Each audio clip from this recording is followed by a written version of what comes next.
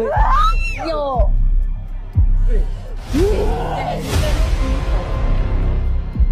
Tak tahu, kita orang minta maaf tak tahu. Kita orang minta maaf. Kita orang salah. Mama, aku kira.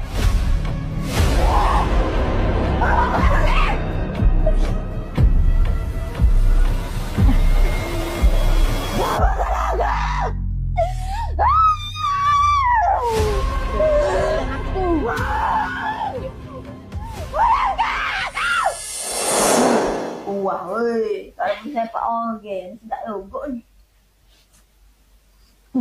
Apa radio? Kan kalau kita telefon ke Kak Nurul, kita order tak nanah dia tu, pas kali dia mai sini, kita marah lah dia. Kita bukan nak pergi sangat pun.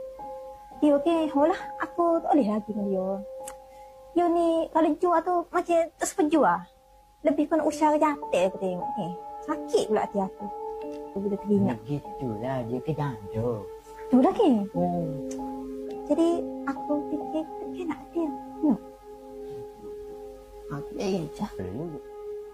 Aku boleh lah. Anak-anak pun. Macam tengah muka. Dia cahaya sikit pun. Aku aku. Ish. Aku. Muka jatuh. Kau mudah ya kat telefon. Aku terakut. Aku ni. No.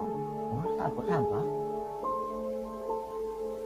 Mana ni? Maaf kita tino dia tak sih. Ya.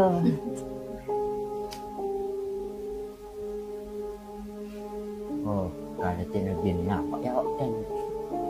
Muka jatuh. Mesti ya. Tahu? Assalamualaikum Kak Nurul. Ni maru telefon Kak Nurul ni nak minta nak order tekuk tak nanah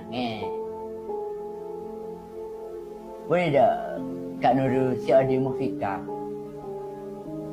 Ke apa? Pun dah setengah. Lewat tu Kak Nurul.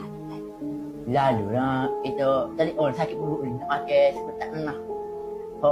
Kak Nurul buat ni. Boleh si ada lalu Boleh ajalah. Boleh?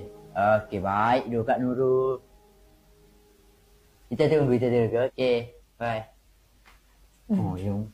Nanti dia mari kat giok. Kita apa kat dia tu.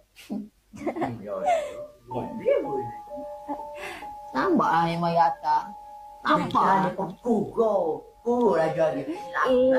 Dah tahu kau, you okey? Koyak-koyak ayu gitu, tapi jantan.